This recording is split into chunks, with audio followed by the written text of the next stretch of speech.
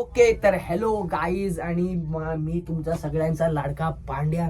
आणि आजचा ब्लॉग असा आहे की आम्ही असेच बसलो होतो केबिन मध्ये, म्हटलं काय करायचं, तर दोघं पण रेडी होतोय, ते म्हणजे कामावर जायला. आणि ऑलमोस्ट मी आता ठरवलंच होतं की कामावर निघायचं, पण आमचं असं ठरलं की काहीतरी एक छोटासा ब्लॉग बनवूया की केबिन पार्टनर कसा असला पाहिजे.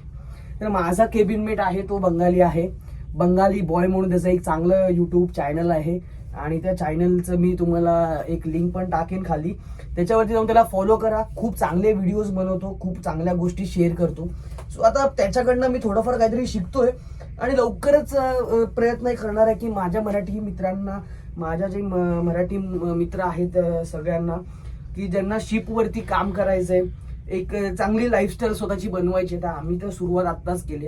हे तर माझं पहिलंच कॉन्ट्रॅक्ट आहे, पण काहीचा खूप चांगला एक्सपिरियन्सेस आहेत, खूप वाईट एक्सपिरियन्सेस आहेत. पण जे तुम्ही घर म्हणून राहता ते म्हणजे तुमचं केबिन. तर त्या केबिनमध्ये तुम्ही काय करता हे खूप इम्पॉर्टंट असतं.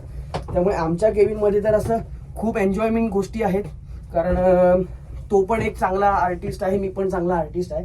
सो आमचं असं कधी कधी गाणं म्हणणं चालू असतं, तो त्याच्या भाषेतली गाणी म्हणतो, मी माझ्या भाषेतली गाणी म्हणतो आणि खूप चांगलं असं ॲटमॉस्फिअर आमच्याकडे आहे. प्लस मी तुम्हाला दाखवतो ते म्हणजेच माझ्या केबिनमध्ये मी बनवलेलं आहे ते म्हणजे एक छोटंसं मिनी असं एक बोलतो ना आपण की आपण कुठे फिरलो हे सगळ्यांना कळलं पाहिजे, म्हणून माझ्या केबिनमध्ये हे एवढे सगळे आहेत ते सोव्हिनियर्स आहेत.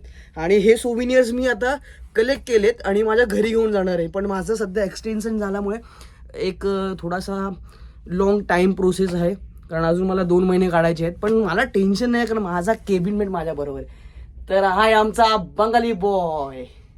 तर मी याची तुम्हाला लिंक टाकेल, याचे व्हिडिओज बघा, खूप छान व्हिडिओज बनवतो. तर मला आवडेल की ह्याला पुढे घेऊन जायला आणि ह्याच्यावर थोडं काहीतरी शिकायला मला पण मिळते. सो भेटूया आपण पुढच्या व्हिडिओमध्ये. चला साईराम.